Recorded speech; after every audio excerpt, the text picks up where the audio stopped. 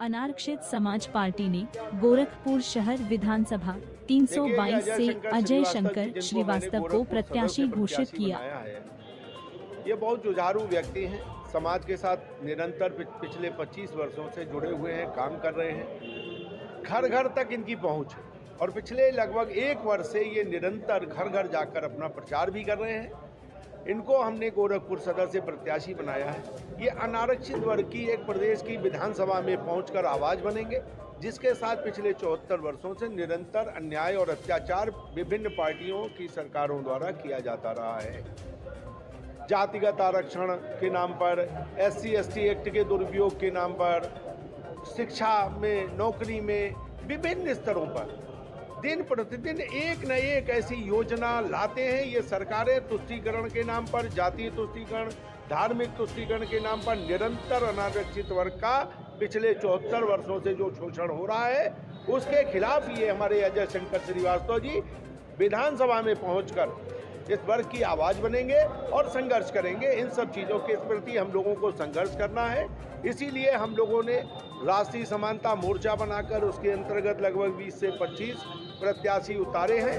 हमारे मोर्चा के अध्यक्ष जी अभी उठकर चले गए, किसी कारण से एक जरूरी काम था। श्री अवधेश कुमार मिश्रा जी हमारे राष्ट्रीय समानता मोर्चा के संयोजक। सबसे प्रमुख मुद्दा है कि सारे आयोग बना दिए गए हिंदुस्तान में, आज तक सवर्ण आयोग या अनारक्षित वर्ग आयोग का निर्माण क्यों नहीं किया गया, इसका ये सवाल हम पूछते हैं। ये अनारक्षित वर्ग की जनता पूछती है कि भाई हमने ऐसी कौन सी गलती की है, हमारे बच्चों ने ऐसी कौन सी गलती की है कि 99.99% नंबर लाने के बाद उनको किसी अच्छे कॉलेज में एडमिशन नहीं मिलता। हमारे बच्चों ने कौन सी गलती की है कि उनको 1.5 2 गुने नंबर लाने के बाद कहीं सरकारी नौकरियों में जगह नहीं मिलती। ये सरकारें बताएं, ये पार्टियां बताएं।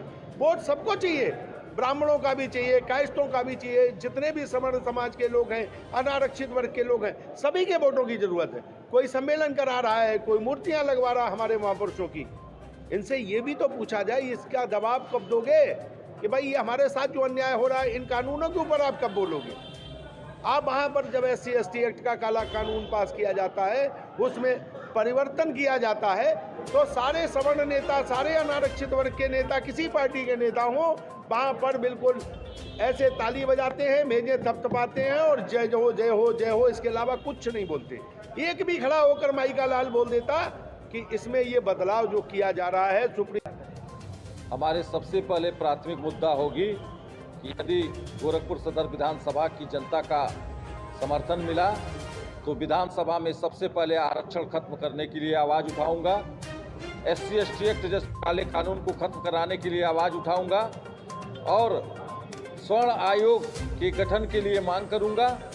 ये मेरी सबसे पहली प्राथमिक मुद्दा होगी। अब जहाँ भी स्वर्ण समाज के साथ अन्याय होता है, उपेक्षा होता है, उत्पीड़न होता है, सबसे पहली आवाज़ मेरी होगी। मैं स्वर्ण समाज की लड़ाई लड़ रहा हूँ और जन समर्थन मिला तो सबसे पहले उनके ही लिए हमारी प्राथमिकता होगी।